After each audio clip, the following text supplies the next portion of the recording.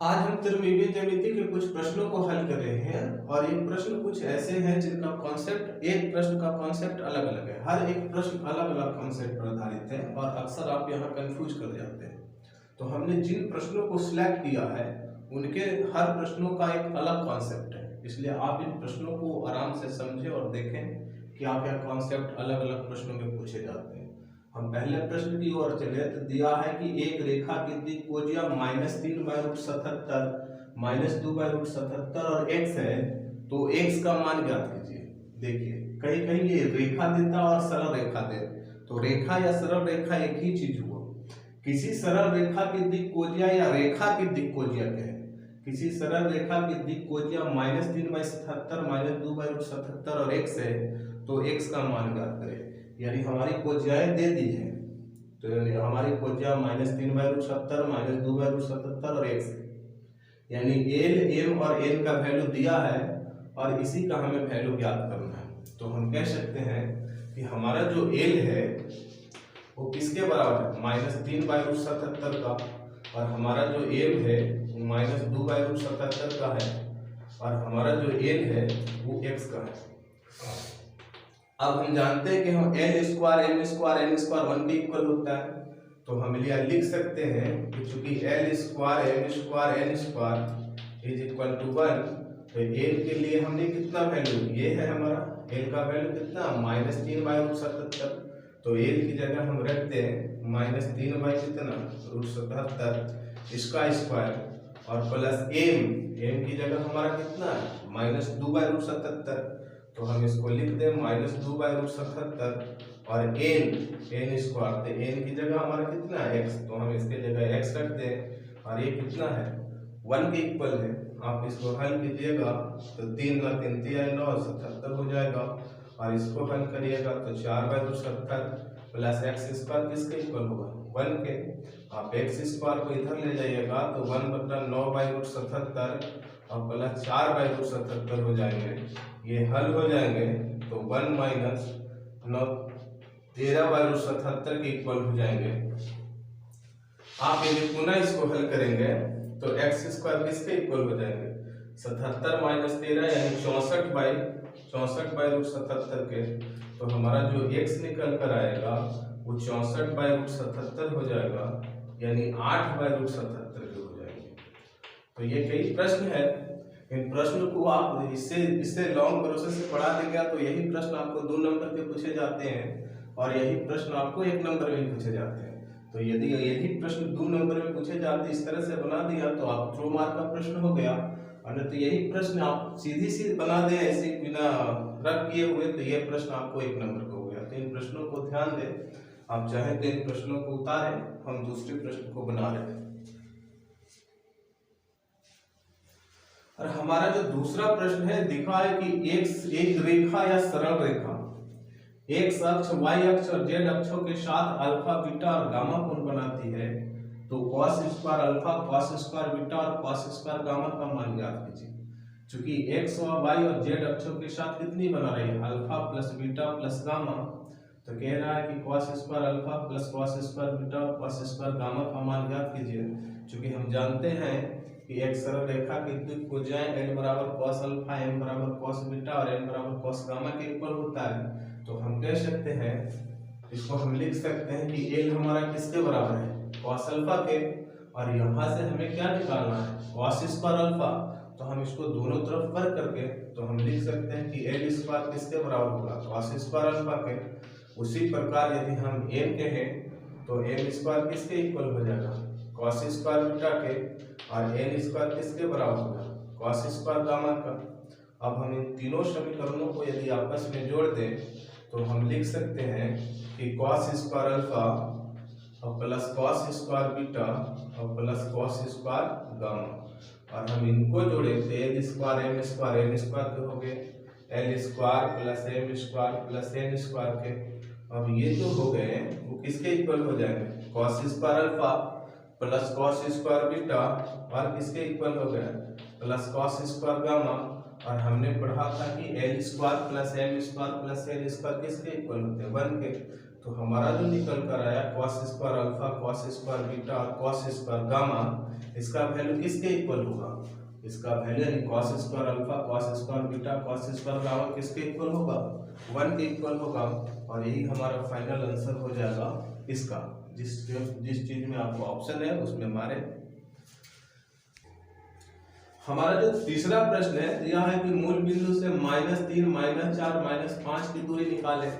जब भी आपसे पूछे कि मूल बिंदु से निकालिए तो आप इन तीनों संख्याओं का स्क्वायर करके जोड़ते और उसका अंडर रूट निकाल दें। ये 1 नंबर के है। वही यदि आप डीप में बनाना चाहते हैं कि x1 - x2 का whole square, y1 - y2, z1 - z2 का होल स्क्वायर, चूंकि ये मूल बिंदु से निकालना है तो इसका दूसरा कोऑर्डिनेट 0, 0, 0 हो जाएगा। तो वही डिस्टेंस फार्मूला x1 - x2 का whole square, y1 - y2, z1 - z2। तो x1 y1 z1 तो हमारा 0, 0 है, तो बात वही आएगा। जब कहे कि आपको मूल बिंदु से इसकी दूरी निकालो तो इन तीनों संख्याओं का स्क्वायर करके जोड़ दे और उसका अंडर रूट निकाले। हमारा जो पांचवा प्रश्न है वो दिया है कि y अक्ष की दिक् कोज्या निकाले। जब भी आपको किसी अक्ष की पूछे उस अक्ष को आप 1 के बराबर कर दे। पहले लिख ले आप x, y और z, और आपसे पूछा गया है कि y अक्ष की दिक् कोज्या करे तो y को 1 कर दे, बाकी दोनों को 0 कर दे। ये आपकी y अक्ष की दिक् कोज्या आएंगे। जिस अक्ष की कहे उसको 1 कर दे। आपसे पूछे कि x अक्ष की दिक् कोज्या बताए तो x को आप 1 कर दे, बाकी इन दोनों को 0 कर दे।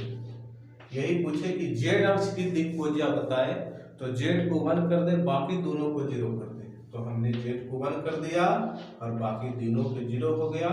तो ये हमारा हो गया y अक्ष की दिक् कोज्या, ये हमारा हो गया x अक्ष की दिक् कोज्या और ये हमारा हो गया z अक्ष की दिक् कोज्या।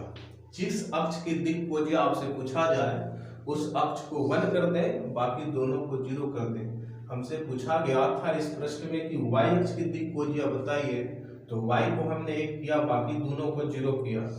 जब आपसे x अक्ष की दिक् कोज्या पूछी जाए तो आप x को 1 कीजिए, बाकी दोनों को 0 कर दीजिए। और जब आपको z अक्ष की दिक् कोज्या कही जाए तो आप z को 1 कीजिए, बाकी दोनों को 0 कर दीजिए। तो ये हमारा क्वेश्चन नंबर 5वां का आंसर हो गया। अब यहाँ पर देखें कि बिंदु 3, 4, 5 की दूरी x अक्ष से निकालिए। इस प्रश्न और इस प्रश्न में अंतर है। इस प्रश्न में किया था कि 3, 4, 5 की दूरी मूल बिंदु से निकालिए, और इस प्रश्न में दिया कि 3, 4, 5 की दूरी x अक्ष से निकालिए। तो जब कहे कि आपको x अक्ष से निकालनी है तो x अक्ष वालों को छोड़ दो, बाकी दोनों को स्क्वायर करके इसका स्क्वायर करिए और दोनों को जोड़कर स्क्वायर रूट निकाल दीजिए। जैसे हमें पूछा गया है कि x अक्ष से इसकी दूरी निकालिए, तो आप x वाले कोऑर्डिनेट को छोड़ दें, बाकी इन दोनों कोऑर्डिनेटों का स्क्वायर करके जोड़ के अंडर रूट निकालें। जैसे हमारा बच गया 4 और 5, तो हम 4 का स्क्वायर कर देंगे और 5 का स्क्वायर इसका अंडर रूट कर देंगे। तो हम लिख सकते हैं कि 16 + 25 बराबर रूट कितना? 41।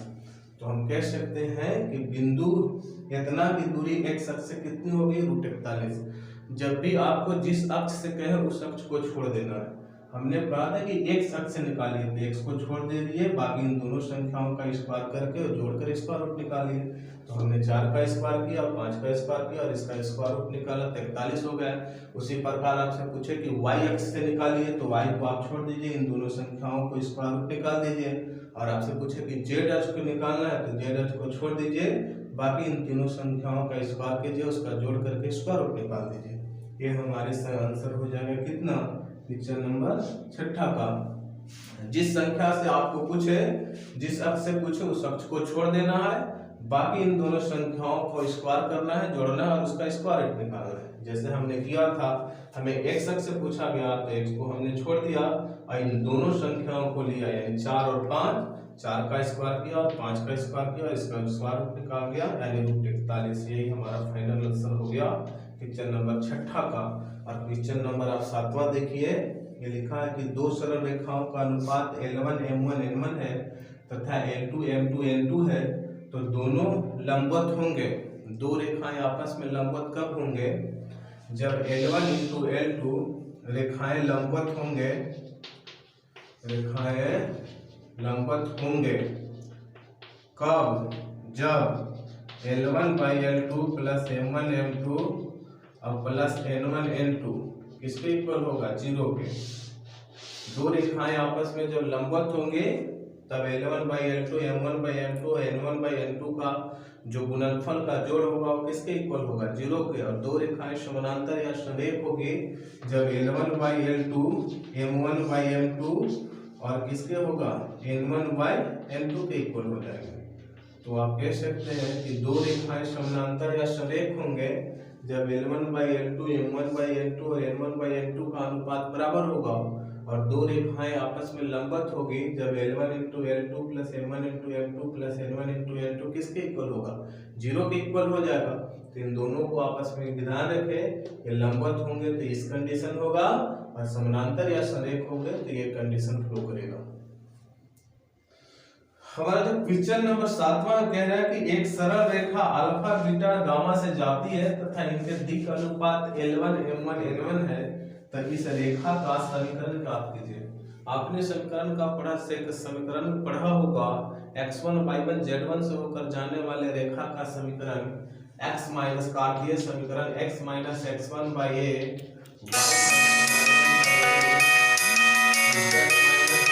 y के इक्वल होते हैं। तो हम कह सकते हैं कि जो हमारा जो लाइन है ये x1 y1 z1 ये बिंदु कितना है? अल्फा बीटा गामा से होकर गुजर रही है। तो अल्फा बीटा गामा किसके इक्वल है? x1 y1 z1 का। और ABC क्या कहलाते हैं? दिक् अनुपात कहलाते हैं। तो हम कह सकते हैं कि जो हमारी रेखा है वो अल्फा बीटा गामा से गुजर रही है। इसका मतलब कि x1 हमारा अल्फा हो गया, y1 हमारा बीटा हो गया और z1 हमारा क्या हो गया? गामा। तब रेखा का समीकरण क्या होगा? रेखा का समीकरण x माइनस x1 x, तो x1 किसके जगह पे? अल्फा के, तो अल्फा और a इसका दिक् अनुपात, तो दिक् अनुपात क्या है? l, तो हम लिख सकते हैं l।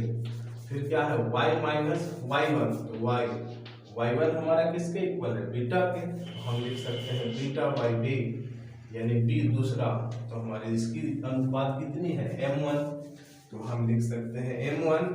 और तीसरा क्या है? z माइनस z1, तो z, और z1 हमारा पॉइंट क्या है? गामा, तो हम लिख सकते हैं गामा।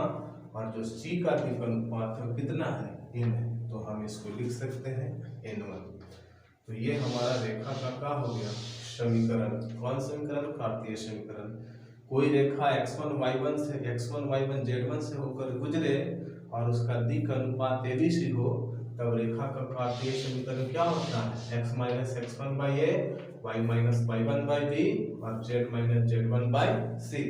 तो हमारा जो रेखा है किससे गुजर रहा था? x1 y1 z1 क्या हो गया? जिससे होकर गुजरे। तो हमारा जो रेखा किससे गुजर रहा था? Alpha beta gamma. तो हमारा जो अल्फा का x1 का वैल्यू हो गया अल्फा, y1 बीटा और z1 क्या हो गया? गामा। और ABC क्या होता है? दिक् अनुपात। तो हमारे दिक् अनुपात क्या दिया? LMN, तो हम नीचे लिख दिए LMN। और यही हमारा फाइनल आंसर हो गया क्वेश्चन नंबर 7वां का। हमारा जो क्वेश्चन नंबर 8 है वो क्या है? 2x बराबर 3y बराबर माइनस z और 6x माइनस y बराबर माइनस 4z के बीच की दूरी निकालें। ये चूंकि एक रेखा का समीकरण है, और इस रेखा का समीकरण क्या है? पहला 2x बराबर 3y माइनस z और 3x minus y minus 4z के बीच का कोण ज्ञात कीजिए। तो हम पहले कोण निकालते हैं। क्योंकि दो रेखाओं के बीच का कोण क्या होता है? हम जानते हैं दो रेखाओं के बीच का कोण, दो रेखाओं के बीच का कोण क्या होता है? cos थीटा बराबर a1 into a2 plus b1 into b2 plus c1 into c2 y under root a1 के स्क्वायर प्लस b1 के स्क्वायर और प्लस c1 के स्क्वायर, और फिर हो जाएगा अंडर रूट कितना? a2 के स्क्वायर प्लस b2 के स्क्वायर और प्लस किसका? c2 का स्क्वायर। यही तो होता है हमारा ना दो रेखाओं के बीच का कोण। लेकिन ये जो रेखा दिया है आपका तो क्या है? 2x बराबर 3y माइनस z। अब इस रेखा को आप स्टैंडर्ड फॉर्मेट में करें। स्टैंडर्ड फॉर्मेट में करने का स्टैंडर्ड फॉर्मेट में रेखा का समीकरण क्या होता है? x minus x1 by a, y minus y1 by b और z माइनस कितना? z1 by c। तो आप देख रहे हैं कि हमारा जो रेखा है वो x के है, यहाँ पे x की जगह हमारा 2x है, तो आपको x के फॉर्मेट में इसको करने पड़ेंगे। तो x के फॉर्मेट में करने के लिए यहाँ से आपको 2 को हटाने पड़ेंगे और इस फॉर्मेट में करेंगे। तो हम इस 2 को अभी हटाएं तो हम इसको लिख सकते हैं x और इसको हम लिख सकते हैं 1/2, पुनः ये पलटेगा तो 2x हो जाएगा और इसको हम लिख सकते हैं y और इसके नीचे हम ला सकते हैं 1/3, पुनः ये पलटेगा तो 3 हो जाएगा और ये इसको लिख सकते हैं z और इसके नीचे हम ले सकते हैं -1। उसी प्रकार तो दूसरा रेखा है तो ये हमारा a1 हो जाएगा, ये हमारा b1 हो जाएगा, ये हमारा c1 हो जाएगा। अब जो हमारा दूसरा जो रेखा है वो किसके इक्वल है? 6x बराबर -y बराबर -4z के। तो इसको हम लिख सकते हैं x/1/6 और इसको हम लिख सकते हैं y बटा -1 और इसको हम लिख सकते हैं कितना z बटा -1/4। तो आप देख सकते हैं कि ये हमारा a2 हो जाएगा और ये हमारा b2 हो जाएगा और ये हमारा c2 हो जाएगा। अब हमारा जो फॉर्मूला है cos थीटा निकालने का, और क्या फॉर्मूला है? a1 a2 b1 b2 c1 c2। हम पहले इसी को निकाले, आप पूरा ना निकाले, इसको निकाले, आप देखिए कि इसका क्या रिजल्ट आता है। और ऐसे प्रश्नों में हमेशा से इसका रिजल्ट 0 आएगा। इसका मतलब ये पूरी संख्याएं 0 हो जाएगी और नीचे इतने भागा में लगा हुआ ये सारे, तो ये सारे संख्याएं क्या होंगे? 0 हो जाएंगे। यानी cos थीटा हमारा किसके इक्वल हो जाएगा? 0 के इक्वल हो जाएगा। तो हम पहले निकालते हैं a1 a2 b1 b2 और c1 c2। तो हम a1/a2 निकाले, b1/b2 निकाले, a1/a2 plus b1 b2 plus c1 c2। इसको आप निकालें तो आप पाएंगे कि हमारा जो a1 है वो किसके बराबर है? 1/2 के। हमारा जो a2 है वो किसके इक्वल है? 1/6 के। तो हम 1/6 कर दें। हमारा जो b1 है वो किसके इक्वल है? 1/3 का। तो हम 1/3 कर दें। हमारा जो b2 है वो किसके इक्वल है? हमारा जो b2 है वो किसके इक्वल है? -1 का। तो हम -1 कर दें। हमारा जो c1 है वो किसके इक्वल है? -1 का। तो हम -1 कर दें। और हमारा जो c2 है वो किसके इक्वल है? -1/4 का। तो हम इसके जगह -1/4 कर दें। सिंपली आप चाहें तो इसको उतार लें और यहां से हम प्रक्रिया चालू करते हैं। तो हम यदि इसको हल करें तो हम पाते हैं कि ये 1/12 के इक्वल हो जाएगा, ये -1/3 के इक्वल हो जाएगा और प्लस 1/4 के इक्वल हो जाएगा। इनमें से यदि हम 12 को एलसीएम लें तो 1 बचेगा, -1 बच जाएगा, 1 बचेगा, -4 बचेगा, +3 बचेगा। इसका मतलब होगा 3 और 1 4, -4 बटा कितना? 12, यानी 0 बटा किसका? 12। तो हम कह सकते हैं कि इसका प्रोडक्ट जो हुआ 0 और इसके नीचे लगी जितनी भी संख्याएं हैं वो यदि भागा में है तो 0 बटा उतना, यानी 0 के इक्वल हो जाएगा। तो हम कह सकते हैं कि cos थीटा किसका बराबर हो गया? 0 के। यानी cos थीटा किसका वैल्यू 0 होता है? cos π/2 का, यानी cos 90 डिग्री का वैल्यू कितना? 0 के इक्वल। तो थीटा हमारा क्या हो जाएगा? π/2। यानी इन दोनों रेखाओं के जो बीच कोण बनेंगे वो क्या होंगे? π/2 के इक्वल हो जाएंगे। क्वेश्चन नंबर हमारा 9 है कि x अक्ष की दिक् कोज्या का योग निकालें। तो आप x अक्ष की दिक् कोज्या लिख लीजिए। आपका दिक् x अक्ष की दिक् कोज्या क्या होती है? जिसकी दिक् कोज्या है उसको 1 करना है, बाकी दोनों को 0 करना है। 1 0 0 और आप इसको सीधा सीधी जोड़ दें तो 1 + 0 + 0 किसके इक्वल हो जाएगा? 1 के। तो हम कह सकते हैं कि हमारा जो x अक्ष की दिक् कोज्या हुआ किसके बराबर है? 1 के। ये भुलाने वाला सवाल है, आप भुला जाइएगा। ये किसका है? ये संख्या 2 3 4 है और ये कह रहा 8 - 3 और 8 को मिलाने वाली रेखा का मध्य बिंदु निकालिए। जब आपसे मध्य बिंदु कहे तो इन दोनों संख्याओं को आपस में जोड़ के और 2 से भाग दे दीजिए। तो आप जोड़ सकते हैं कि 8 और 2 10, इसमें भागा दिया जाएगा तो 5 हो जाएगा। आप इसको जोड़िए तो 3 और -3 यानी 0 और इसको 2 से भागा देंगे तो 0 हो जाएगा। और इसको यदि हम जोड़े तो 8 और 4 12, इसको हम 2 से भागा दें तो 6 होगा। तो हम कह सकते हैं कि बिंदु 2 3 4 और 8 - 3 8 को मिलाने वाली रेखा का मध्य बिंदु क्या होगा? 5 0 और 6 होगा। मध्य बिंदु कैसे निकालना है? इन दोनों संख्याओं को जोड़ो और 2 से भाग दे। तो 8 और 2 को जोड़े तो 10 और 2 से भाग दिया तो ये 5 हो गया। और -3 + 3 जोड़े तो 0 और उसको 2 से भाग दिया तो 0 हो गया। और 8 और 4 को हमने जोड़ा तो 12 हुआ और उसको 2 से भागा दिया 6 हुआ। तो हम कह सकते हैं कि इतना और इतना को मिलाने वाले रेखा का मध्य बिंदु क्या होगा, 5, 0 और 6 होगा। आइए इन प्रश्नों को हम देखते हैं। हमारा जो अगला प्रश्न है तो ये हमारा क्वेश्चन नंबर 10 था और क्वेश्चन नंबर आइए 11 में हम चलते हैं। ये दिया है कि x1 y1 z1 और x2 y2 z2 को मिलाने वाली रेखा का दिक् अनुपात निकालिए। तो दिक् अनुपात कैसे निकलता है, x2 minus x1, y2 minus y1 और z2 minus z1। x1 y1 z1 और x2 y2 z2 को मिलाने वाली रेखा का दिक् अनुपात यानी डायरेक्शन रेशियो क्या होता है, डायरेक्शन रेशियो यानी दिक् अनुपात, दिक् अनुपात क्या होता है, x2 minus x1, x2 minus x1, y2 minus y1, y2 minus y1 और z2 माइनस z1। यही हमारी हो गई दिक् अनुपात। किसको, x1 y1 z1 और x2 y2 z2 को मिलाने वाली रेखा का दिक् अनुपात x2 minus x1, y2 minus y1, z2 minus z1। आगे हमारा जो क्वेश्चन नंबर, ये हमारा क्वेश्चन नंबर 11 का आंसर हो गया, यानी इनको मिलाने वाले रेखा का दिक् अनुपात। क्वेश्चन नंबर हमारा जो 12 है, कह रहा है कि एक सरल रेखा इतना से गुजरती है तथा इनके दिक् अनुपात इतना है, तब सरल रेखा का समीकरण ज्ञात करें। कोई रेखा x1 y1 z1 से होकर गुजरे और उसका दिक् अनुपात abc हो, तब रेखा का समीकरण क्या होता है, x minus x1 by a, y minus y1 by b और z minus z1 by c के इक्वल होते हैं।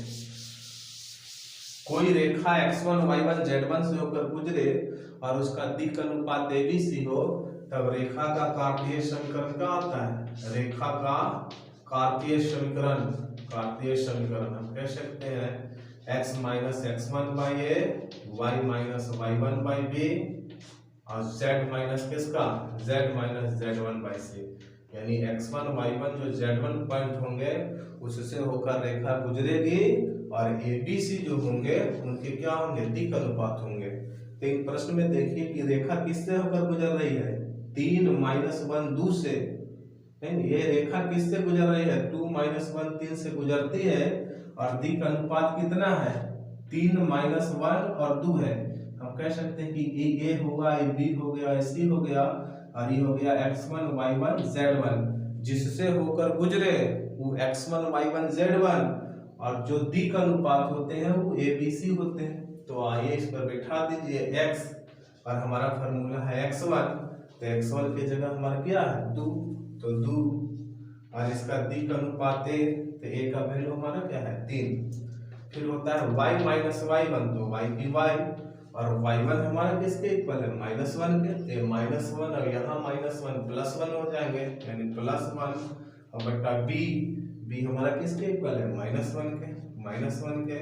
फिर z माइनस z1, तो हमारा z1 किसके इक्वल है 3 के, तो हम यहाँ लिख दें -3 और c हमारा किसके इक्वल है 2 के, तो 2 के।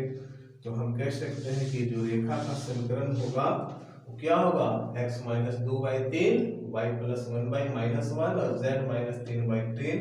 और यही हमारा फाइनल आंसर हो गया क्वेश्चन नंबर किसका, 12 का।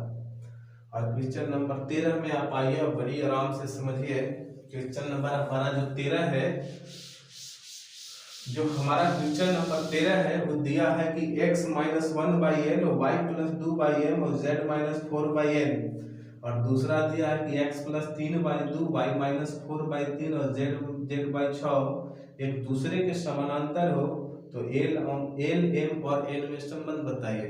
क्योंकि रेखाएं एक दूसरे के समानांतर या सरेख होंगे जब उनके दिक् अनुपात क्या होंगे, आपस में बराबर हो सकते हैं। तो हम कह सकते हैं चूंकि ये और ये आपस में समानांतर है, इसलिए इनके दिक् अनुपात क्या है, बराबर है। तो हम लिख सकते हैं कि l इसके दिक् अनुपात क्या हुआ, l इसका 2, l बट्टा जो 2 है वो m/3 के इक्वल है और फिर किसके इक्वल है, n/6 के इक्वल है।